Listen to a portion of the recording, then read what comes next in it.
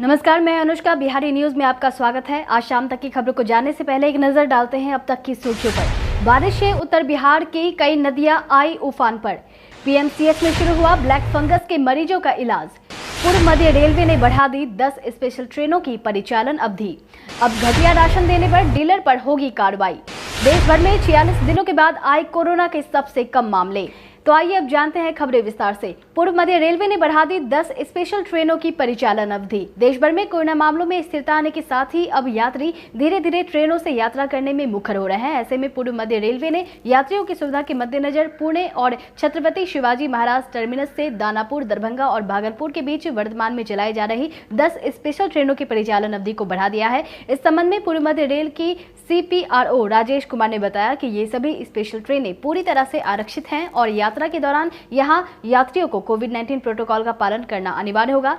इनमें 01331 पुणे दानापुर स्पेशल 4, 7, 11 और 14 जून को दानापुर के लिए, जबकि दानापुर पुणे स्पेशल 5, 8, 12 और 15 जून को खुलेंगी। वहीं 01333 पुणे दरभंगा स्पेशल ट्रेन 3 और 10 जून को, जबकि दरभंगा पुणे स्पेशल 5 और 12 जून को खुलेंगी। इसके अलावा 01335 पुणे भागलपुर स्पेशल 6 और 13 जून को, जबकि भागलपुर से पुणे के लिए ट्रेन 8 और 15 जून को खुलेंगी। वहीं 01361 छत्रपति शिवाजी टर्मिनस दानापुर स्पेशल 3 और 10 जून को खुलेंगी, जबकि ये ट्रेन दानापुर से वहां 4 और 11 जून को खुलेगी। इसके साथ ही 01363 Chhatrapati Shivaji terminus Darbhanga special train 1, 8 और 15 जून को, जबकि दरभंगा से शिवाजी टर्मिनस जाने के लिए ये ट्रेन 3, 10 और 17 जून को खुलेंगी। पीएमसीएच में शुरू हुआ ब्लैक फंगस के मरीजों का इलाज। सूबे बिहार में कोरोना से ठीक होने वाले मरीजों की संख्या बढ़ रही है, लेकिन कोरोना से रिकवर वालों में ब्लैक फंगस के मामले भी तेजी से बढ़ रहे हैं। इसे देखते हुए अब एम्स और IGIMS के बाद राजधानी पटना के सबसे बड़े अस्पताल पीएमसीएच में भी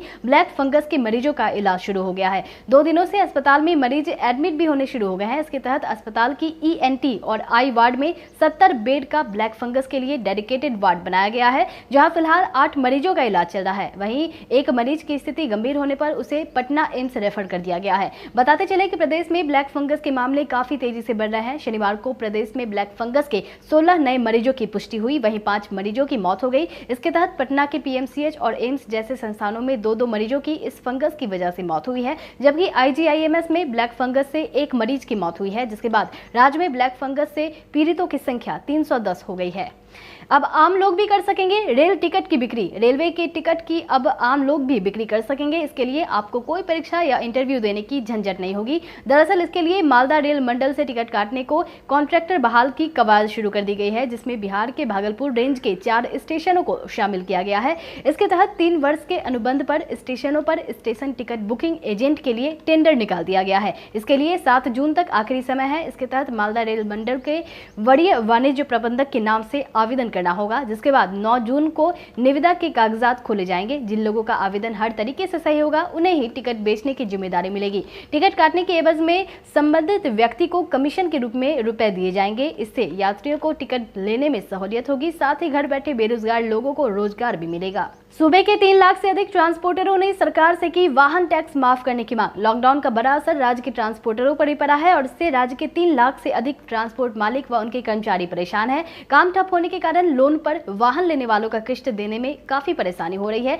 वहीं इसके साथ साथ वाहनों का फिटनेस शुल्क, परमिट शुल्क एवं रोड टैक्स का भुगतान करना उन्हें पड़ रहा है, जिसे लेकर अब all India road transport workers federation के महासचिव ने परिवहन सचिव को पत्र भेजकर ट्रांसपोर्ट मालिकों एवं मजदूरों के मदद देने की गुहार लगाई है। इसके तहत उन्होंने परिवहन अधिनियम 2004 के तहत वाहनों के रोड टैक्स, परमिट शुल्क एवं गाड़ियों का फिटनेस शुल्क माफ करने का अनुरोध किया है। उन्होंने कहा कि सूबे में 22,000 e rickshaw, 75,000 auto rickshaw, 2.15 lakh tractor, 1.85 lakh truck, 75,000 mini bus, 60,000 बसों में से 10 लाख से अधिक कर्मचारी व मैकेनिक अपना जीवन यापन कर रहे हैं और कोरोना संक्रमण के दौरान इनके सामने भुखमरी की स्थिति पैदा हो गई है। इसलिए सरकार मजदूरों की तर्ज पर वाहन चालकों व कर्मियों को मुफ्त राशन दे।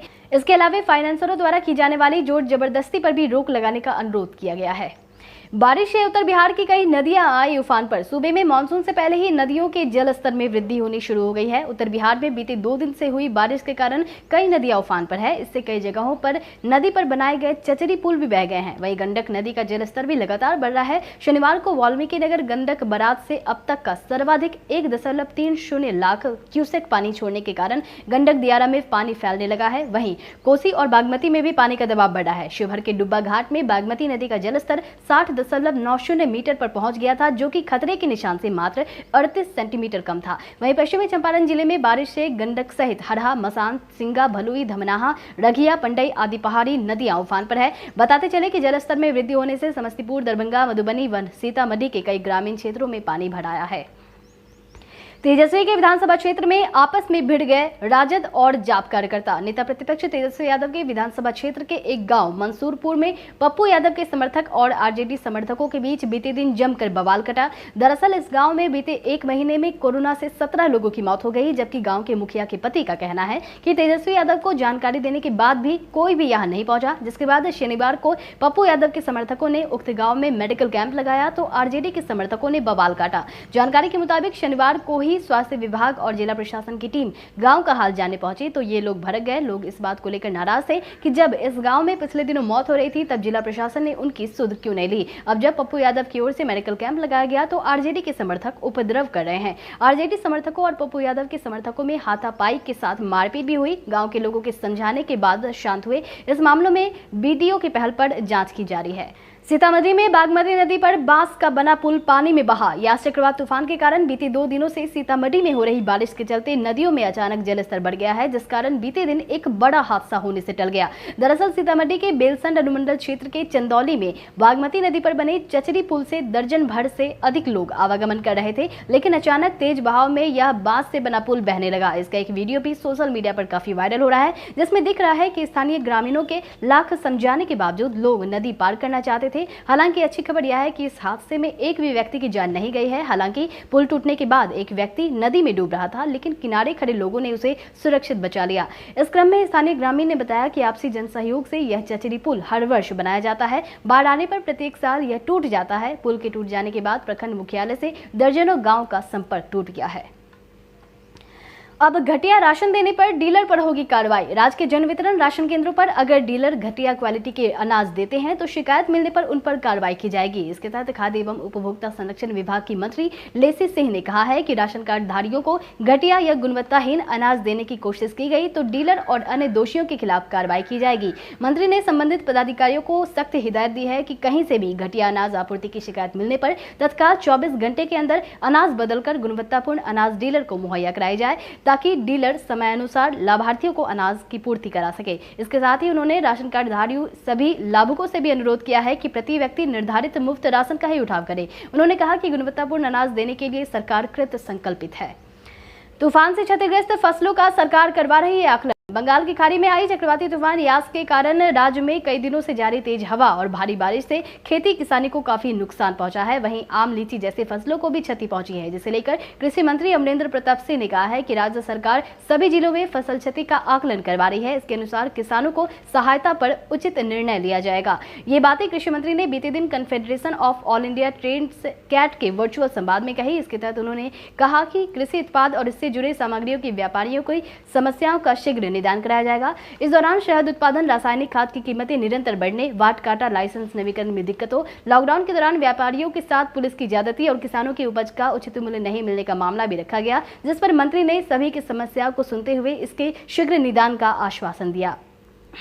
यास तूफान ने कटिहार में दिखा दिया 33 साल पुराना बाढ़ का मंजर। बंगाल की खाड़ी में उठे चक्रवाती तूफान यास ने बिहार के पूर्वी जिलों को काफी नुकसान पहुंचाया है। इसकी जद में कटिहार जिला तो बुरी तरह से आ गया, जहां गुरुवार से हुई मूसलाधार बारिश ने चारों तरफ जल जमाव की स्थिति पैदा कर दी। बारिश से शहर के हालात को देखकर लोगों ने कहा कि 1987 में जो दृश्य कटिहार शहर की दिखाई दे रही थी वह दृश्य आज फिर 33 साल के बाद देखने को मिला है। लगातार हुई बारिश के कारण शहर के अधिकांश घरों व दुकानों में पानी घुस गया। वहीं कई मुख्य सड़कें भी कमर भर बाढ़ पानी से लबालब भरी रही। वहीं कृषि विज्ञान केंद्र के मौसम वैज्ञानिक के अनुसार शुक्रवार को जिले में औसतन 201.53 mm बारिश हुई। वहीं ऐसी संभावना जताई जा रही है कि अगले कुछ 2-3 दिनों तक मूसलाधार बारिश होगी। दूसरी तरफ मूसलाधार बारिश से कटिहार सेमापुर को जोड़ने वाली हवाई अड्डे के निकट बनी सड़क पर रन कट होने से सड़क कट गई, जिसके कारण लोग जिला मुख्यालय नहीं पहुंच पा रहे हैं। एम्बुलेंस विवाद में खबर दिखाने पर ईटीवी भारत के संवाददाता पर हुआ एफआईआर दर्ज। सरकारी व्यवस्था की पोल खोलने वाली खबर दिखाना एक बार फिर लोकतंत्र के चौथे स्तंभ को महंगा पड़ गया है। बीते दिन बिहार के बक्सर जिले के चर्चित एम्बुलेंस मामले को दिखाने पर ईटीवी भारत के संवाददाता उमेश पांडे पर एफआईआर दर्ज की गई है। ये एफआईआर बीजेपी नेता और बक्सर विधानसभा के पूर्व प्रत्याशी परशुराम चतुर्वेदी ने दर्ज कराई है। इसके तहत बीजेपी नेता परशुराम चतुर्वेदी ने उमेश पांडे पर धमकाने, केंद्रीय मंत्री अश्विनी चौबे और बीजेपी की छवि धूमिल करने समेत कई गंभीर आरोप लगाए हैं। इस खबर के बाद राज्य में सियासी हंगामा मच गया। दरअसल ईटीवी भारत ने इस सवाल के साथ खबर बनाया था कि हद हो गई, केंद्रीय स्वास्थ्य राज्य मंत्री ने 2 बार नहीं 4 बार किया एक ही एम्बुलेंस का उद्घाटन। जिसके बाद चैनल ने केंद्रीय स्वास्थ्य राज्य मंत्री अश्विनी चौबे का पक्ष भी जानने के लिए फोन कर उन्हें कई बार जानना चाहा, लेकिन दूसरी तरफ से कोई भी जवाब नहीं आया। वहीं जब विवाद ने तुल पकड़ा तो पार्टी के स्थानीय नेता इस खबर को लेकर सफाई देने के लिए आगे आए, जिसके बाद ईटीवी भारत के खबर के अनुसार उनके द्वारा बक्सर के ईटीवी भारत संवाददाता उमेश पांडे पर एफआईआर दर्ज कर दिया गया है। पटना में मिली 9वीं शताब्दी की कुबेर की मूर्ति। बिहार की राजधानी पटना में 9वीं शताब्दी में बनी धन के देवता भगवान कुबेर की एक मूर्ति एक मंदिर से मिली है। यह मंदिर तारामंडल से सटे हनुमान जी का था। दरअसल आम लोग इस मूर्ति की खासियत की पहचान नहीं कर पा रहे थे, इसलिए यह मूर्ति मंदिर के पीछे पेड़ के नीचे लंबे समय से रखी हुई थी। इसी बीच पटना संग्रहालय के पुरातत्वविद शंकर सुमन के वहां से गुजरने के क्रम में नजर पड़ने पर उन्हें इस खास मूर्ति की पहचान हो गई, जिसके बाद बिहार संग्रहालय से कुछ और पुरातत्वविद पहुंचे। वहीं जांच पड़ताल के बाद पाया गया कि यह मूर्ति पूरा अवशेष है, जिसके बाद मंदिर के सेवक को इसकी खासियत के बारे में बताने पर उन्होंने खुद इस मूर्ति को पटना म्यूजियम ले जाकर दान कर दिया। हालांकि अब तक यह मालूम नहीं चल सका है कि मूर्ति यहाँ कैसे पहुंची। भगवान कुबेर की यह मूर्ति आगे से कुछ खंडित हो गई है। यह मूर्ति काले पत्थर की है। फिलहाल इसे पटना म्यूजियम में लाकर सुरक्षित रखा गया है। तेजस्वी ने नीतीश सरकार पर लगाया कोरोना जांच में फर्जीवाड़े का आरोप। बिहार में कोरोना के प्रतिदिन के आ रहे आंकड़ों में लगातार मामलों में कमी दिख रही है, वहीं मौत के आंकड़ों में भी कमी आ रही है। मगर नेता प्रतिपक्ष तेजस्वी यादव ने एक बार फिर इन आंकड़ों पर ही सवाल उठा दिया है और जांच को लेकर सरकार पर हमला बोला है। तेजस्वी यादव का कहना है कि सरकार ने वास्तविक जांच और कोरोना से मौत के आंकड़ों को छिपाने का काम किया है। उन्होंने कहा कि निजी अस्पतालों में कोरोना की जांच किट बेची गई है। जांच के अभाव में कोरोना से लोगों की जाने गई, लेकिन मुख्यमंत्री नीतीश कुमार को इसकी कोई परवाह नहीं है। इस संबंध में उन्होंने एक ट्वीट भी किया, जिसमें पिछले साल का जिक्र करते हुए उन्होंने कहा कि पिछले साल की तरह इस बार भी वास्तविक जांच और मौतों के आंकड़ों को छिपाने का घोटाला किया गया है। हालांकि आपको बता दें कि एक दैनिक अखबार की रिपोर्ट के मुताबिक 70% लोगों को 1.5 महीने बाद एंटीजन टेस्ट की रिपोर्ट भेजी गई, जिसका परिणाम सिर्फ 15 मिनट में ही आता है। कोरोना की पहली लहर के समय में भी बिहार में बड़े पैमाने पर कोरोना टेस्टिंग में घोटाला उजागर हुआ था। अब दूसरी लहर में भी यही देखने को मिल रहा है। ऋषभ पंत के ऊपर छाया दिल्ली कैपिटल्स की कप्तानी छिन जाने का खतरा। आईपीएल सीजन 14 के बाकी बचे मैचों का आयोजन सितंबर-अक्टूबर में यूएई में होने जा रहा है। वहीं इस बीच दिल्ली कैपिटल्स ने ऋषभ पंत को तगड़ा झटका देने की तैयारी कर ली है। रिपोर्ट्स की माने तो ऋषभ पंत को कप्तानी से हटाया जा सकता है और श्रेयस अय्यर को फिर से कप्तान बनाया जा सकता है। दरअसल कंधे की सर्जरी की वजह से ही अय्यर आईपीएल के 14वें सीजन से बाहर हो गए थे। अगस्त तक अय्यर की पूरी तरह से फिट होने की संभावना है। चूंकि टूर्नामेंट के 18 सितंबर से शुरू होने की संभावना है, इसलिए अय्यर की टीम में वापसी का रास्ता पूरी तरह से साफ होता दिख रहा है। वहीं स्पोर्ट्स टुडे की रिपोर्ट के मुताबिक आईपीएल के यूएई शिफ्ट होने पर श्रेयस अय्यर की टीम की कमान संभालते हुए नजर आएंगे। देश भर में 46 दिनों बाद आए कोरोना के सबसे कम मामले। देश भर में कोरोना के मामले इन दिनों औसतन 2 लाख से कम आ रहे हैं। स्वास्थ्य विभाग द्वारा जारी ताजा आंकड़ों के मुताबिक बीते 24 घंटे में कोरोना के 1,65,553 नए मामलों की पुष्टि हुई है। वहीं इस दौरान 3,460 मरीजों की जांच ली गई है। वहीं इस दौरान 2,76,309 लोग कोरोना से रिकवर भी हुए हैं, जिसके बाद देश भर में कुल एक्टिव केस 21,14,508 हो गई है। वहीं अगर बात हम अपने बिहार की करें तो बिहार में बीते 24 घंटे में 1,491 नए कोरोना मामले आए हैं। वहीं इस दौरान 5,168 लोग ठीक भी हुए हैं, जिसके बाद बिहार में कोरोना के एक्टिव मरीजों की संख्या 21,084 हो चुकी है। वहीं अच्छी खबर यह है कि बिहार में मामले कम आ रहे हैं और रिकवरी रेट बढ़े हैं, जो कि बढ़कर 96.29% हो चुका है। तो चलिए बढ़ते हैं आज के सवाल की ओर। आज का सवाल कुछ इस प्रकार है कि आपके अनुसार आपके आसपास के राशन केंद्रों में कोरोना काल में मुफ्त सरकारी राशन मिल रहा है या नहीं? आप अपने जवाब हमें कमेंट सेक्शन में कमेंट करके जरूर बताएं और बिहार से जुड़ी खबरों से अपडेटेड रहने के लिए जुड़े रहे बिहारी न्यूज के साथ। तब तक के लिए नमस्कार।